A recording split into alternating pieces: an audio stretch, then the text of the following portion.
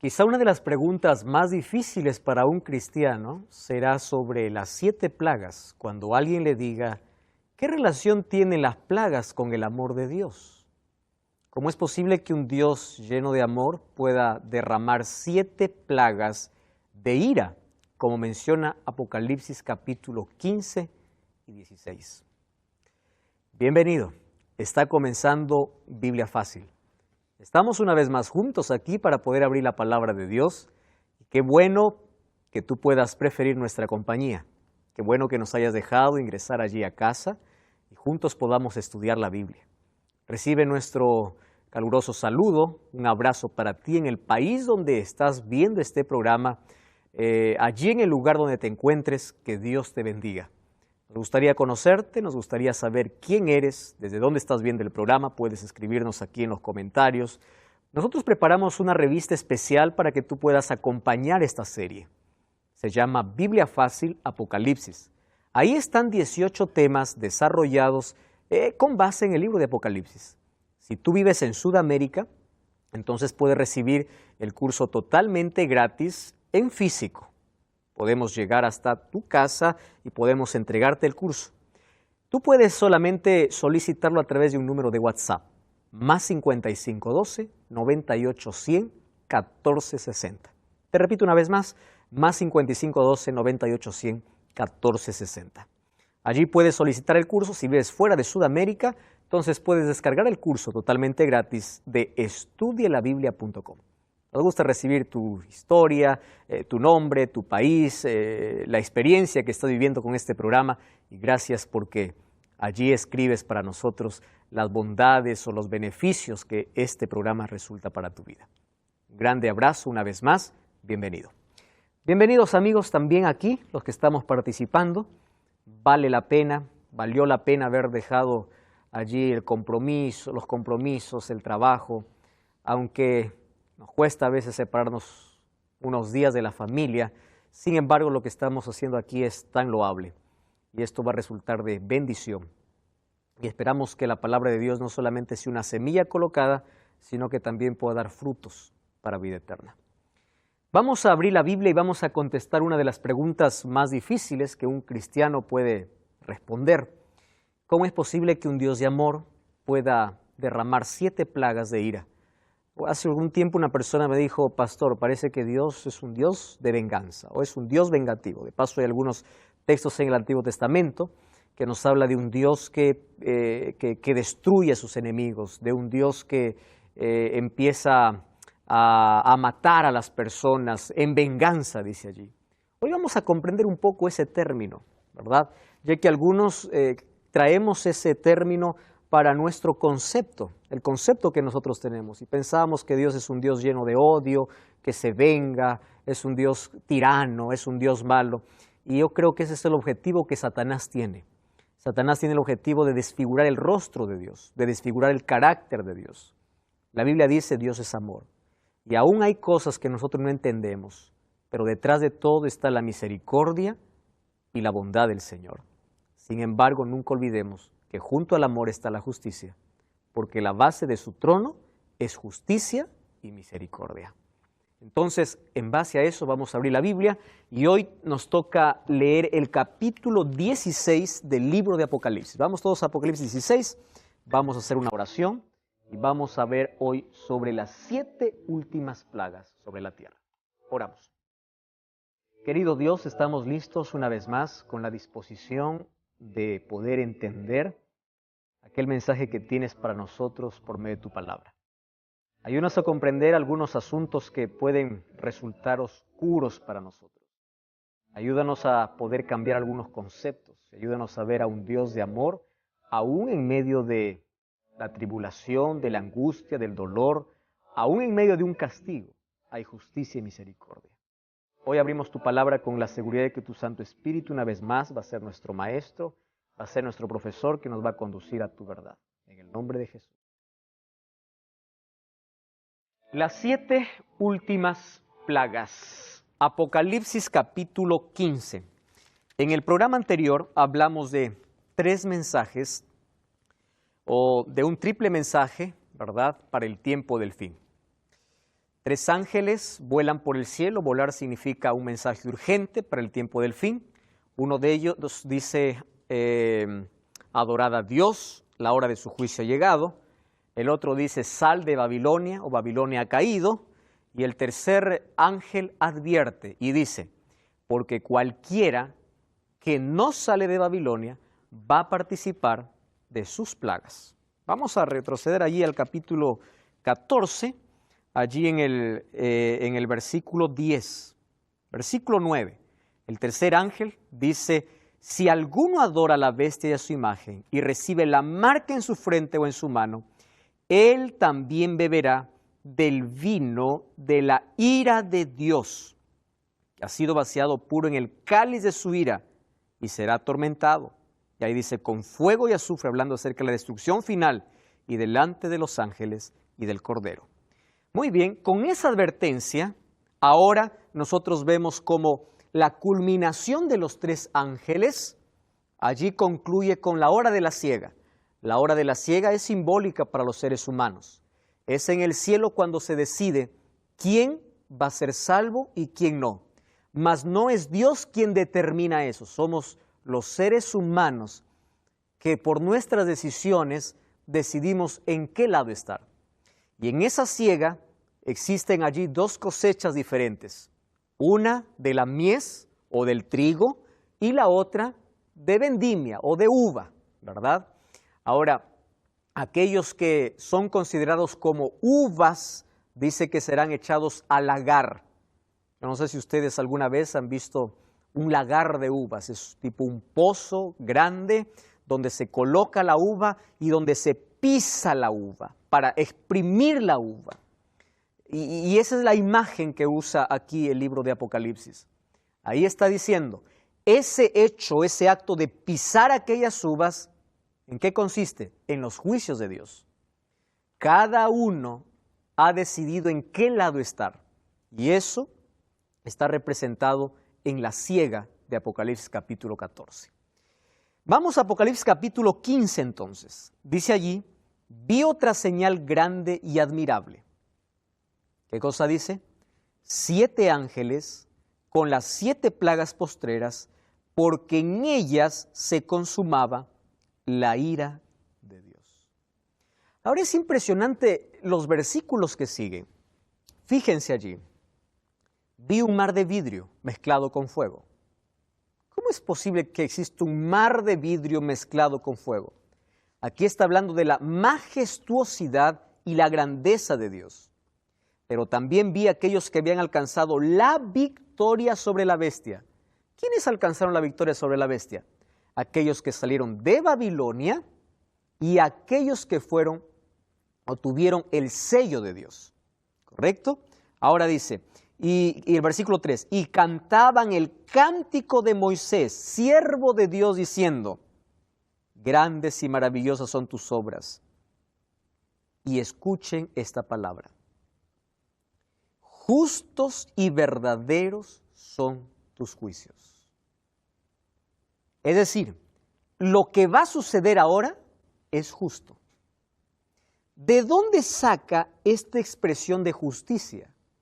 ¿Quiénes son aquí los que están hablando? Dice, aquellos que pasaron por la tribulación o aquellos que están cantando, dice, el cántico de Moisés. ¿Ustedes recuerdan cuando Moisés sacó al pueblo de Israel? Fue Dios quien lo sacó por medio de Moisés. Y cuando Israel pasó el Mar Rojo en seco, y cuando estaba la otra orilla, veían cómo los egipcios también se acercaban con sus carros. Sin embargo, cuando el último israelita dejó el mar, que estaba seco, entonces todas las aguas envolvieron a los egipcios.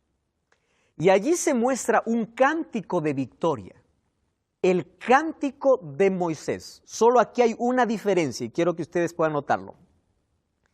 El cántico de Moisés en el libro de Éxodo se da después de las plagas, porque primero cayeron 10 plagas sobre Egipto. El cántico de los redimidos se da antes de las plagas. ¿Cómo es esto? ¿Cómo es que celebran victoria si todavía están aquí en sufrimiento? Entonces vamos a comprender eso. Miren, ve. Vamos por la primera parte. Hubieron 7 ángeles con 7 plagas. Ustedes recuerdan que esto hace referencia a Apocalipsis capítulo 8, donde habían 7, o capítulo 6 o 7, capítulo 7, cuando habían 7 ángeles con 7 trompetas. Las 7 trompetas serían juicios de advertencia. ¿Recuerdan ustedes? Advertencia, es decir, había arrepentimiento. Pero por falta de arrepentimiento vienen ahora los juicios divinos. Ellos fueron advertidos muchas veces, mas no se arrepintieron. Ahora, por falta de arrepentimiento vienen estos juicios divinos. Segunda pregunta, ¿en qué momento se derraman estas plagas? Vamos al versículo 8, capítulo 15, versículo 8. Dice así, el templo se llenó de humo por causa de la gloria de Dios y por causa de su poder. Nadie podía entrar en el templo, ¿hasta cuándo dice? Hasta que se cumpliesen las 7 plagas de los 7 ángeles. Probablemente sean los mismos que tocan las trompetas, ahora los que tienen la comisión de poder derramar las 7 plagas. Cuando se derraman las 7 plagas significa que el pecado llegó a su límite y ese cántico de liberación es el cántico donde el pueblo de Dios allí coloca su victoria o allí publica el resultado de su victoria por lo que Cristo hizo en la cruz. Les explico así. Cuando las plagas empiecen a caer sobre la tierra, no es que el pueblo de Dios se alegra por el sufrimiento de los impíos, sino que aquí encontramos una grande verdad. ¿Por qué Jesús murió en la cruz? Para librarnos de la condenación del pecado. ¿Correcto? Para librarnos de la paga del pecado. ¿Cuál es la paga del pecado? ¿Cuál es la paga del pecado? La muerte. Y junto a la muerte viene el sufrimiento, el dolor y todo el caos que ahora nosotros vemos. Es decir, Cristo murió para librarte de la ira divina. Cuando se usa la palabra ira, ¿recuerdan ustedes que Jesús en la cruz bebió la copa de ira del Padre? ¿Qué significa eso? El pecado que trajo la muerte o que condenó a muerte al ser humano, ahora lo llevó Cristo y Cristo nos libró de esa condenación. Romanos 8:1 dice, ahora pues ninguna condenación hay para los que están en Cristo Jesús. ¿Correcto? Los que están. Ahora,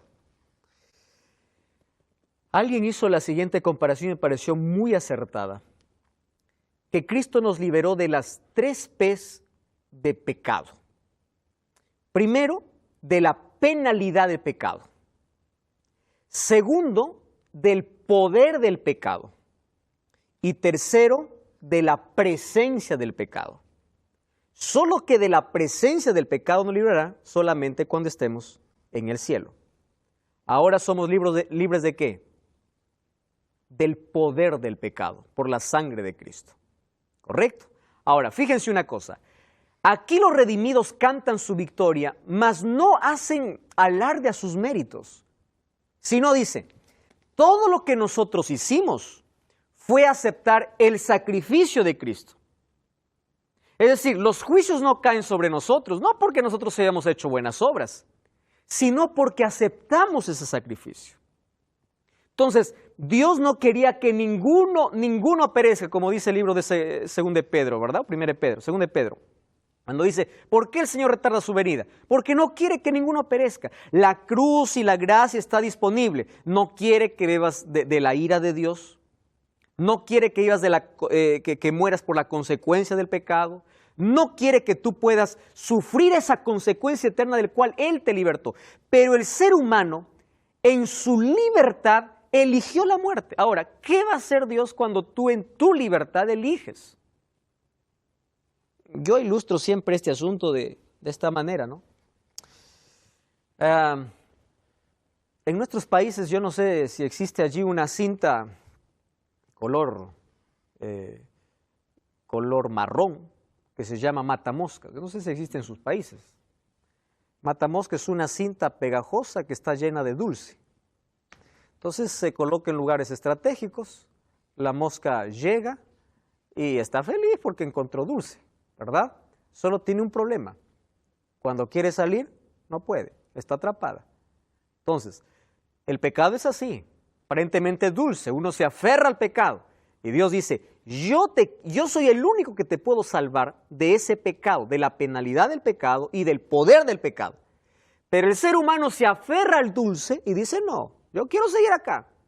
Entonces, finalmente, el ser humano va a morir porque él decidió seguir atrapado, a diferencia de la mosca que no tiene otra opción. El ser humano tiene opción de ser libre. Entonces, los juicios de Dios no vienen como castigos para sus criaturas, sino vienen solo como consecuencias para aquel que fue advertido y siempre rechazó. Ahora, fíjense, es por eso que el versículo 8 nos dice en qué momento el templo se llenó de humo por causa de la gloria de Dios y por causa de su poder, y nadie podía entrar. ¿En qué momento se da eso? Cuando Cristo sale del santuario, deja de ser nuestro abogado y sumo sacerdote. Entonces, en ese momento, ya no hay más oportunidad para ningún ser humano. La salvación ya están los dos grupos totalmente definidos. Entonces empieza a caer las 7 plagas. Dos cosas tenemos que tomar en cuenta aquí. Cuando nadie sabe cuándo termina la gracia, ¿correcto? Nadie conoce cuándo. Pero sí podemos saber cuándo ya no hay gracia. No sé si entienden aquí. Nadie sabe cuándo termina, pero sí podemos saber cuándo acabó. ¿Cómo sabemos cuándo acabó? Cuando las plagas empiecen a caer. Evidencia de que ya no existe más intercesión a favor del ser humano. Entonces, allí encontramos que hoy Jesús es nuestro sumo sacerdote, pero que un momento levantará esa intercesión o ese juicio. ¿Recuerdan del primer tipo de juicio? El preadvenimiento, donde el caso de todos está ya decidido. Y allí vienen entonces las plagas, las 7 plagas. Haciendo referencia a Daniel capítulo 12, donde dice, en aquel tiempo será tiempo de angustia, cual nunca hubo sobre la tierra. Pero en ese tiempo se levantará Miguel, que está de parte de los hijos de tu pueblo. Será tiempo de angustia. ¿Y quiénes serán salvos? Dice, los que están escritos su nombre en el libro de la vida. En ese momento, cuando Cristo se levanta del lugar santísimo, caen las plagas. Ahora, lo interesante aquí es, ¿sobre quiénes caen? Sobre aquellas personas que no tienen protección divina. ¿Ustedes recuerdan la protección del sello de Dios en Egipto? ¿Cuál era? La sangre. El ángel veía la sangre, pasaba. Pascua era peshá, era pasar. Entonces, el sello le servía como protección. Ahora en el tiempo final, el sello para los hijos de Dios es protección ¿de qué? De las plagas. Entonces vamos a ver en qué consisten estas plagas. Vamos al capítulo 16 porque ahí comienza el versículo 2. 16:2 dice así. Entonces fue el primero y derramó su copa sobre la tierra, y vino una úlcera maligna y pestilente. ¿Sobre quiénes? Sobre los hombres que tenían la marca de la bestia y aquellos que adoraban a su imagen. ¿Por qué no toca al pueblo de Dios? Porque ellos tienen protección divina. ¿Se acuerdan ustedes que las plagas en Egipto a quiénes tocaban? ¿A los israelitas o a los egipcios? ¿Por qué no tocaba a los israelitas? Porque ellos estaban protegidos por Dios. Ahora, dice, vino una úlcera maligna. Ustedes conocen que hoy, en nuestro siglo de tanto adelanto en ciencia, en información, sobre todo sorprendemos por los avances científicos, existen enfermedades que hoy no tienen cura, ¿verdad? Solamente se puede controlar, mas no curar. Sin embargo, este será una úlcera maligna. ¿Alguien conoce en qué consiste exactamente esto? No. Úlcera maligna. ¿Cómo será? No sé. Solo sé que será una plaga. Y esa plaga caerá, dice, sobre aquellos que tienen la marca de la bestia y que adoran a su imagen. Quiere decir que allí el mayor médico de la historia de este mundo, si es que no tiene el sello de Dios, por más que vaya a buscar la mayor medicina o la mejor medicina de este planeta, no va a encontrar alivio porque esto no es natural. Esto es un juicio divino. Entonces viene allí la segunda plaga. Apocalipsis 16:3 dice así: el segundo ángel derramó su copa sobre el mar y éste se convirtió en sangre como de muerto. Murió todo ser viviente que había en el mar. Y esto va unido a la tercera plaga o el tercer ángel. Dice, el tercer ángel derramó su copa sobre los ríos y sobre las fuentes de las aguas y se convirtieron en sangre. Ahora es interesante lo que dice el versículo 5. Oí entonces una voz del ángel de las aguas que decía: justo eres, Señor. ¿Qué cosa está aplicando aquí? Justicia. Justo eres, Señor, el que eres, el que eras, el santo, porque has juzgado estas cosas. Y miren de qué cosa está aquí sacando la justicia, o a qué se refiere con justicia. Versículo 6. Por cuanto derramaron la sangre de los santos y de los profetas, entonces también tú les has dado beber sangre, porque ellos se lo merecen. Mar en sangre. Ahora, hay una cosa que nosotros tenemos que entender, es que estas plagas no serán universales. Ustedes saben que si todo el planeta o todos los mares y océanos se volvieran sangre en el mundo, nosotros no tendríamos más oxígeno y todos morirían. Ahora, serán locales en algunos lugares, ¿correcto? No serán universales. Ahora, estas plagas no durarán tampoco mucho tiempo. Ahora vamos a ver por qué no duran mucho tiempo. En el siguiente texto dice que cuando están en la cuarta plaga, algunos todavía están con el dolor de la primera. Quiere decir que las plagas son consecutivas. Porque cuando Cristo sale del lugar santísimo, lo único que falta es que Cristo regrese.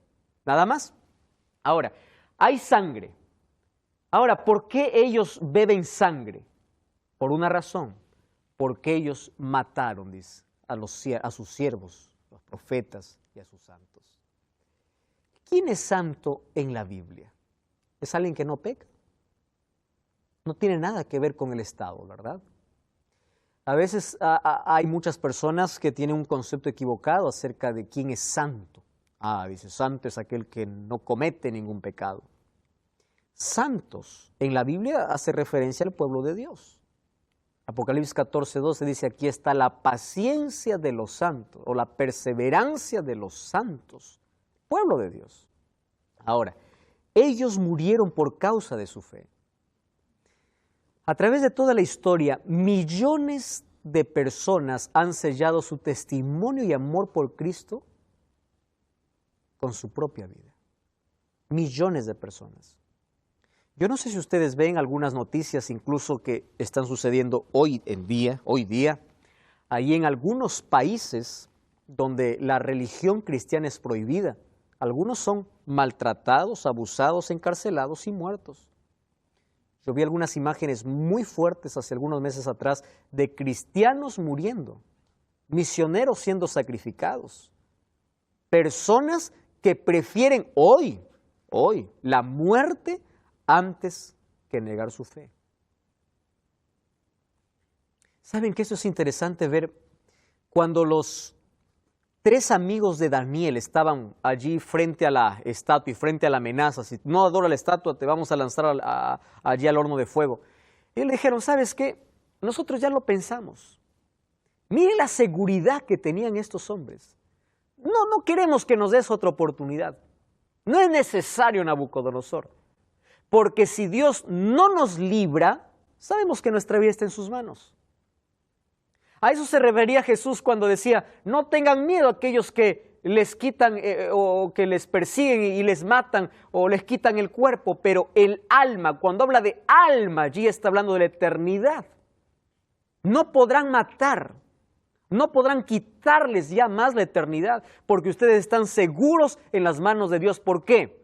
Porque Jesús, ¿qué cosa tenía en su mano? Las llaves del Hades y de la sepultura. No tengas miedo por eso. La muerte física por consecuencia del pecado vamos a experimentar todos en algún momento.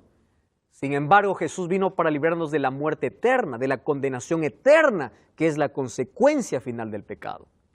Ahora, estos hombres impíos ahora beben sangre porque ellos mataron y persiguieron a los hijos de Dios a través de todas las épocas.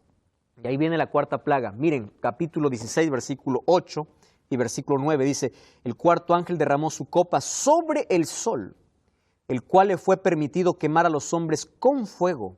Los hombres fueron quemados con el gran calor y blasfemaron el nombre de Dios que tiene poder sobre estas plagas. Y ojo con esta expresión, no se arrepintieron para darle gloria.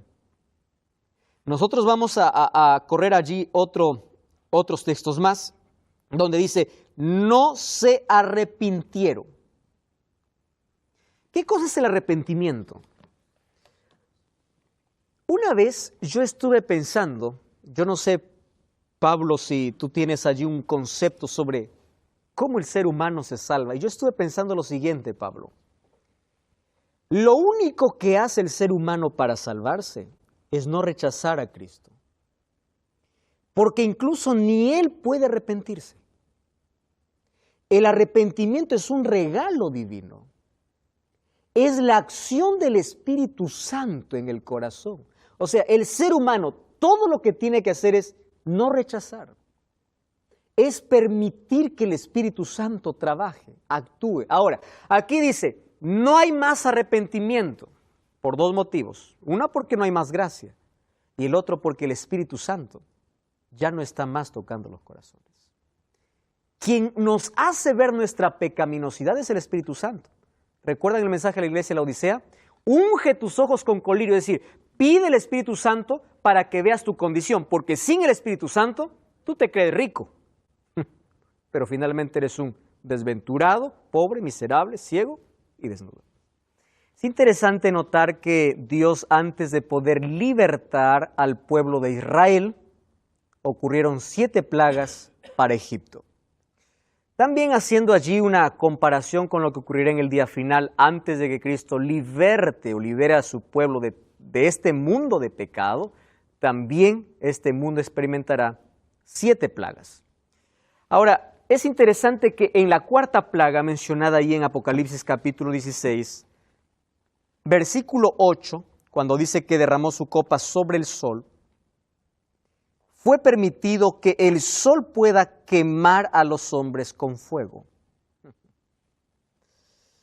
Ustedes imaginan, tenemos en cada país climas extremos, ¿verdad? Yo no sé cuál es el clima más extremo que ustedes han experimentado en la vida, extremos por los dos lados, ya sea por el frío o por el calor. Sin embargo, nada se va a comparar a esta plaga, donde el sol tiene autoridad ahora, que es creación de Dios, para poder quemar. Sin embargo, dice, la gente mordía su lengua a causa del dolor. Cuando dice mordía su lengua a causa del dolor, entonces, por este texto yo puedo ver que las plagas son literales y no son simbólicas. Porque no está haciendo comparación con algo, sino está narrando la experiencia real de las personas. Entonces, estas plagas son literales. Mordían su lengua de dolor.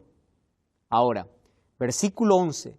Blasfemaron contra Dios del cielo por sus dolores y por sus úlceras. Ya estamos en la cuarta plaga, sin embargo, todavía hay gente que está experimentando el dolor ¿de cuál? De la primera plaga. Quiere decir que las plagas no serán un periodo largo, sino serán consecutivas y cortas. Ahora, y no se arrepintieron de todas sus obras. Versículo 9 termina diciendo, no se arrepintieron. Versículo 10 termina diciendo, no se arrepintieron. Porque no hay más arrepentimiento. O porque no hay nadie más que pueda convencer de pecado. Nosotros usamos mal algunas expresiones, que uno lo dice con tanta sinceridad. Y yo creo que no está mal mientras tú no conozcas el verdadero concepto. A veces nosotros pensamos y decimos, yo solo busqué al Señor. No es que Dios estaba perdido, tú estabas perdido. Es Dios quien te encontró. Solo que en la parábola de Lucas 15 hay una revelación muy especial. Presten atención. Dios busca a la oveja, el pastor busca a la oveja, ¿verdad? La mujer busca a la moneda perdida, pero el padre no busca al hijo. ¿Se dieron cuenta? El padre solamente espera. Y aquí me está dando Jesús una lección importante en cuanto a arrepentimiento y en cuanto a salvación. Cuando el hijo pródigo volvió en sí, cuando vio su condición. Es decir, él podía estar comiendo algarrobas, no dice que comió, él podría estar comiendo algarrobas, pero si no hubiese sido consciente de su condición, él no se hubiese arrepentido. ¿Qué cosa era arrepentimiento en el concepto de San Juan, de Lucas capítulo 15? Que hay tres conceptos. Es Dios quien busca. Número 2, es Dios quien por medio del Espíritu Santo te hace ver tu condición para que tú vuelvas. En el Antiguo Testamento hay muchas amonestaciones de parte de Dios para el pueblo diciendo, volveos a mí, miren sus obras pasadas, recuérdense de eso, ustedes ya se olvidaron, vuelvan a mí. ¿Por qué vuelvan a mí? Porque ellos conocen el camino de regreso. Y el Espíritu Santo ha ido a su encuentro para traerlos. Y aquellos que no vuelven es porque resistieron a esa voz. Ahora, es impresionante que nosotros podamos conocer en ese contexto la salvación. Somos salvos por gracia. Incluso el arrepentimiento es algo que Dios provoca. Sí, Pablo. No, pensando en esa parábola del hijo pródigo, ¿no? De que él, cuando se apartó del Padre, de Dios, vuelve, ¿no? Y es interesante las dos reacciones. Una, la del Padre, que lo recibe con los brazos abiertos, lo restaura, le cambia la ropa, le pone anillo. Pero es interesante también, y ahí es donde uno tiene que tener cuidado, ¿no? La reacción del hermano mayor, el que nunca se alejó del Padre, porque no lo recibió bien. ¿Por qué vuelve? ¿Por qué tú lo recibes? Entonces uno como hermanos mayores, uno tiene que no tener esa actitud y tener los brazos abiertos también para restaurarlos en amor. Pablo, yo preparé un mensaje hace algún tiempo diciendo que quien estaba más perdido no era el pródigo, sino el hijo mayor. Totalmente. Porque él estaba en casa, pero no se daba cuenta de su condición. Totalmente. El otro estaba perdido y se dio cuenta que estaba perdido. Y es interesante esto del hermano mayor, porque él fue una persona que nunca se apartó del Padre, o sea, nunca se apartó de Dios, era fiel, era una persona que estuvo todo el tiempo trabajando para el Padre, pero que nunca tuvo comunión con el Padre.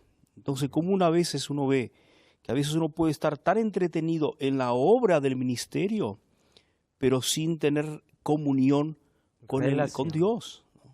Por eso la palabra religión en una sola expresión es relación. Una religión sin relación es formalismo y es muerte. Totalmente de acuerdo. Y está lleno por ahí. Y está muy lleno la gente. Tenemos tanta gente religiosa, pocos espirituales, poca gente que tiene relación con Dios. Ahora Pablo tocó un asunto muy importante hablando allí del arrepentimiento. El hijo mayor estaba allí con el padre y disfrutaba de todas las cosas del padre. Saben que cuando uno se familiariza mucho con las cosas de Dios, tiende a ser insensible. Yo estoy hablando para personas que conocen tanto de Dios, que fueron cristianos desde niños, que fueron a la iglesia, que cuando escuchan un sermón dicen, yo ya sé de qué va a hablar, yo ya sé de qué trata, ya perdieron esa sensibilidad, ellos ya no tienen más aquella emoción, aquella pasión o aquel sentimiento que tienen. Claro que el cristianismo no tiene nada que ver con sentimientos, sino con fe. Sin embargo, perdieron la sensibilidad.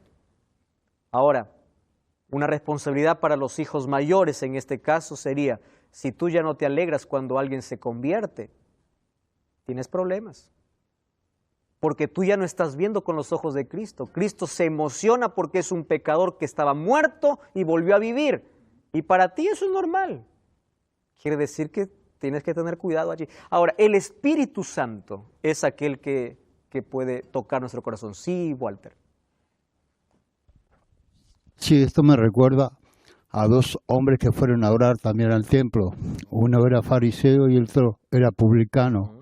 Mientras el publicano se alegraba por todo lo que hacía, el otro se decía así, se pegaba en su pecho y se decía Yo que soy miserable, ahí está. pecador. Me estaba acordando ese pasaje. Ahí está uno jactándose de todas sus obras Sí. y el otro mereciendo la gracia. Ahí Y está. ahí encontramos la respuesta. Entonces, el arrepentimiento es un regalo de Dios. Aquí no hay más arrepentimiento porque el Espíritu Santo ya no trabaja en el corazón. Entonces ahora viene la quinta. Miren, capítulo 16, versículo 10. Dice así, el quinto ángel derramó su copa sobre el trono de la bestia. Ahora, miren, hasta la cuarta plaga vemos que las plagas son literales. El texto dice, ellos mordían sus lenguas a causa del dolor. Literales. A partir de la quinta vemos simbólicas. Plagas simbólicas. ¿Por qué? Miren aquí el versículo 10. Derramó su copa sobre el trono de la bestia y su reino se cubrió de tinieblas. La gente se mordía la lengua por causa del dolor. Blasfemaron contra el Dios del cielo por sus dolores, sus úlceras, y no se arrepintieron. Ahora, el quinto ángel derrama esta plaga ¿sobre dónde? Sobre el trono de la bestia, sobre la autoridad de la bestia. Presten atención aquí.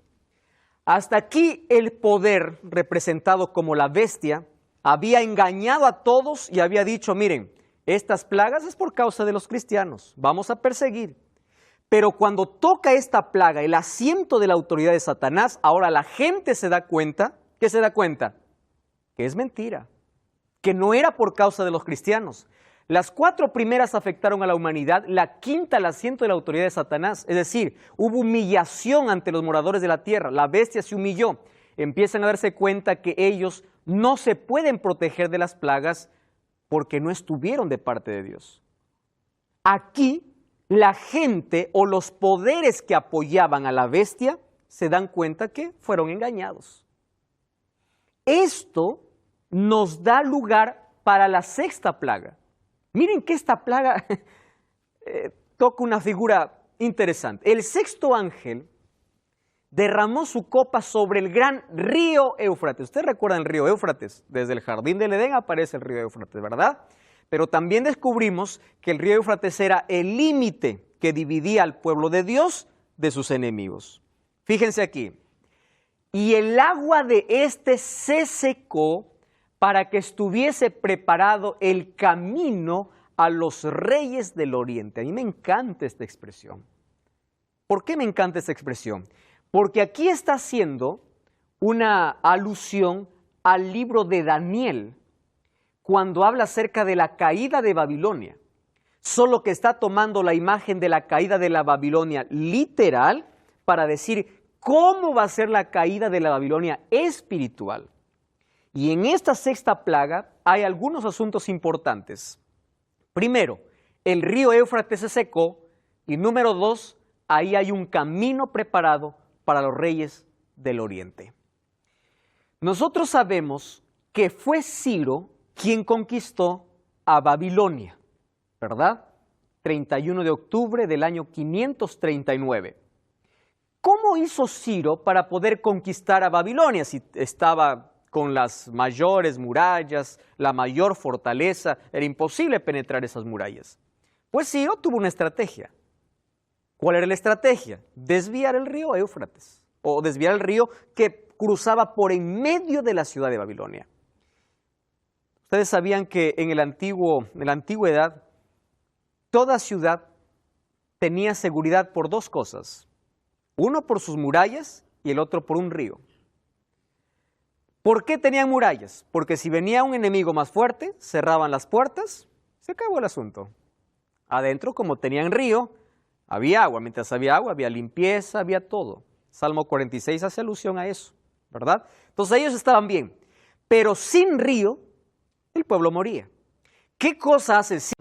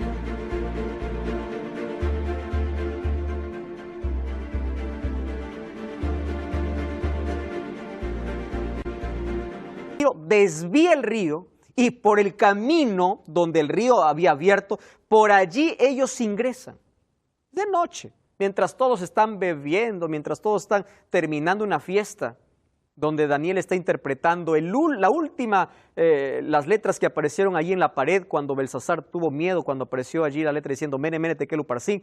Daniel le dice, mira, Dios ha colocado fin a tu reino. Es decir, has sido juzgado, has sido puesto en una balanza y ha sido hallado falto. Tu reino es pasado a los medos. Mientras Daniel estaba hablando, Ciro ya estaba ingresando a Babilonia. Y Ciro tomó en paz a Babilonia. Es más, los babilonios estaban felices allí con Ciro. Murieron, claro, el rey, murió todos sus príncipes y todo. Tomaron el poder de la manera más pacífica. Ahora, aquí dice que así, tomando esa figura, así también, en la sexta plaga, todo estará preparado para que se seque el río Éufrates. ¡Wow! Y lo reunió en el lugar que en hebreo se llama Armagedón, monte de Megido. De allí viene Armagedón, ¿verdad? Era el escenario de batallas decisivas. Monte Carmelo, algunos dicen que también tiene relación con Armagedón, que consistía en una batalla espiritual, donde tenía que afrontar el engaño de Baal y dar lealtad a Dios. Ahora, presten atención aquí.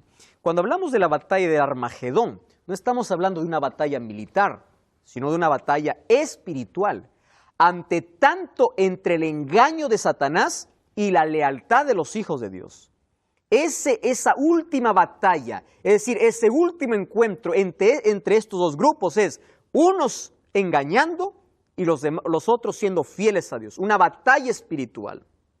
Ahora, todavía no hemos contestado por qué es que el río se seca. Cuando dice que el río se seca, significa que todos los poderes políticos dejan de apoyar a la bestia. Es decir, ya no tiene más apoyo.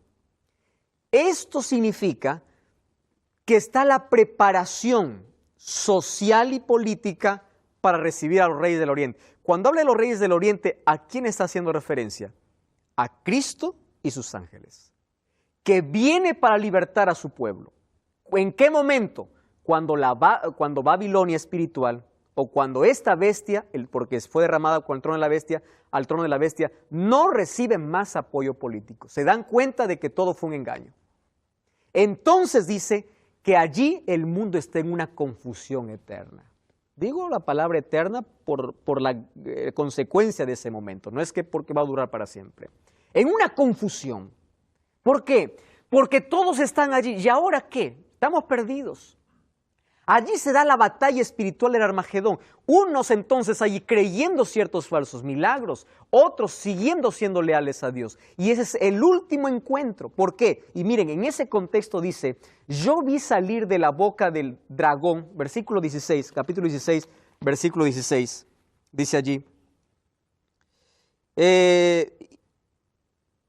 Versículo 14, son espíritus de demonios que hacen señales y van a los reyes de la tierra, a todo el mundo, para reunirlos para la gran batalla de aquel gran día del Dios Todopoderoso. Versículo 16, y los reunió en el lugar que en hebreo se llama Armagedón. Quiere decir que el último intento de este poder o de esta trinidad diabólica, ¿cuál es la trinidad diabólica? El dragón, la bestia y el falso profeta. Recuerdan que falso profeta ahora se le denominó a la segunda bestia de Apocalipsis. Entonces aquí está esa trinidad. Dragón, primera bestia y segunda bestia. Y dice que de su boca salieron ranas, ¿verdad? Ranas, animales inmundos, representa la inmundicia que es la característica de Babilonia, que está llena de abominaciones. Y ahí está el intento de falsificar la obra de Dios. Allí en contraparte con los 3 ángeles que dan los 3 mensajes y aquellos que también hacen señales y milagros. Aquellos 3 espíritus a manera de ranas, está hablando del romanismo, del protestantismo apóstata y del espiritismo, que desde hoy tomó ya parte de nuestro planeta. Grandes señales, grandes milagros, no se cree en todo milagro. No todo milagro viene de Dios. Allí los magos de Faraón también pudieron convertir una vara en una serpiente y eso no venía de Dios. No todos los milagros vienen de allá. Y todo esto los preparaba para el último encuentro entre los 2 pueblos, ¿verdad? Entre el pueblo de Dios y entre aquellos que siguieron a la bestia. ¿Por qué? Porque la 7ª plaga, miren lo que sucede. Apocalipsis capítulo 16, versículo 17 dice, el 7º ángel derramó su copa al aire, salió una gran voz del santuario que decía, ¿qué cosa decía? Se acabó, ya está hecho. Hubo relámpagos, voces, truenos, temblor, terremoto, cual nunca hubo. Miren el versículo 19, la gran ciudad se dividió en 3 partes y las ciudades de las naciones cayeron. La gran Babilonia vino a memoria delante de Dios para darle el cáliz del vino del ardor de su ira. Toda isla huyó, los montes ya no fueron hallados, del cielo cayó a los hombres enorme granizo como el peso de un talento, los hombres blasfemaron contra Dios por la plaga del granizo, porque su plaga fue sumamente grande. ¿De qué está hablando? De los últimos acontecimientos y señales que preceden al regreso de Jesús. Después de esto, ¿quién viene? Viene Cristo. Querido amigo, amiga, el sueño de Dios es verte en el cielo. Si un día Él murió en la cruz, fue para librarte de la condenación del pecado, de la muerte eterna y de estas plagas. Hoy la misericordia está disponible. Hoy todavía hay gracia. Tú puedes decir, ¿por qué sabe que hay gracia? ¿Por qué sabe que todavía Dios está intercediendo? Porque el mensaje todavía está siendo predicado. Va a llegar un momento en que este mensaje no más será escuchado. Y ya no habrá más arrepentimiento. Ni nadie más te invitará a tomar una decisión a favor de Cristo. ¿Sabes por qué? Porque todo habrá terminado. Vivimos en el tiempo final de la historia. Y hoy te invito a abrazar la cruz de Cristo. Aceptar a Cristo como tu Salvador. Aceptar a Jesús. Seguir su camino para librarte de todas estas consecuencias. No vas a seguir a Dios por miedo. Dios no quiere una obediencia por temor. Dios no quiere hijos que le sigan por miedo. Dios quiere hijos que le sigan por amor. ¿Quieres mirar a Jesús? ¿Quieres colocarte bajo la influencia del Espíritu Santo para que produzca en tu corazón arrepentimiento? Entonces yo quiero orar por ti. Dios siempre estuvo a tu lado. Siempre. Desde el día que naciste, Él soñó contigo y Él quiere verte en el cielo. Todo lo que tienes que hacer es abrir tu corazón y aceptar su gracia. Dios siempre estuvo a tu lado, siempre estará hasta el final del mundo. Su promesa se cumple. Él es fiel a todas sus promesas. La mayor promesa que Él dejó para los seres humanos es que un día volvería. El regreso de Jesús es inminente. Jesús está volviendo. Las señales que hoy están sucediendo en este mundo, las cosas que están sucediendo en este mundo, nos indican de que muy pronto caerán todos estos juicios divinos sobre la tierra. La maldad está llegando a su punto culminante. Hay tanto dolor, tanta violencia, tanta inseguridad, hay tantas señales que se están cumpliendo, Ahora te pregunto, ¿tú estás preparado para recibir a Jesús? ¿Estás listo para ir a vivir con Jesús por la eternidad? Hoy podemos tomar una decisión. La decisión de entregar nuestra vida a Él y vivir para Él. ¿Quieres orar conmigo? Vamos a orar juntos. Querido Dios, toma nuestra vida en gratitud a todo lo que tú hiciste ya por nosotros en el pasado, por aquello que estás haciendo hoy en el presente, por las cosas que harás con nosotros en el futuro. Que tu Santo Espíritu pueda seguir hablando en nuestro corazón.